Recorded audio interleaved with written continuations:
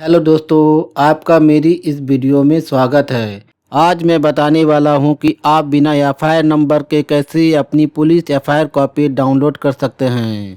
यदि आपने किसी पर केस किया है या फिर किसी ने आप पर केस किया है और जिसकी एफआईआर कॉपी आप प्राप्त करना चाहते हैं, तो आज मैं एक ऐसा तरीका बताने वाला हूं जिससे आप घर बैठे बैठे अपने मोबाइल से ही बहुत ही आसानी से अपनी एफआईआर कॉपी निकाल सकते हैं, वह भी बिना एफआईआर नंबर के। तो चलिए शुरू करते हैं। पुलिस एफआईआर कॉपी पाने के लिए आपको गूगल में SCRB बिहार टाइप करना होगा और फिर उसको सर्च कर लेना होगा। फिर आपको पहले सर्च रिजल्ट पर क्लिक कर देना है। अब आपके सामने एक फॉर्म खुल गया है। यहाँ आपको पहले बॉक्स पर क्लिक करना है और यहाँ से अपनी ज़िला का चयन कर लेना है। मैं यहाँ से भागलपुर ज़िले का चयन कर लेता हूँ। फिर आपको इस दूसरे बॉक्स पर क्लिक कर देना है और यहाँ से अपना पुलिस स्टेशन का चयन कर लेना है। मैं यहाँ से हबीबपुर PS का चयन कर लेता हूँ।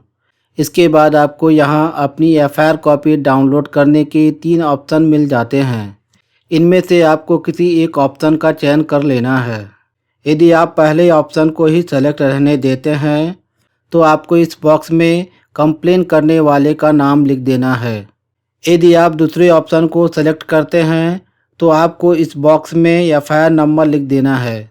यदि आप तीसरे ऑप्शन को सेलेक्ट करते हैं तो आपको इस बॉक्स में अपराधी का नाम लिख देना है। फिर आपको सर्च पर क्लिक कर देना है। यदि आपको अपना एफआईआर नंबर नहीं पता है तब भी आप अपनी एफआईआर कॉपी डाउनलोड कर सकते हैं।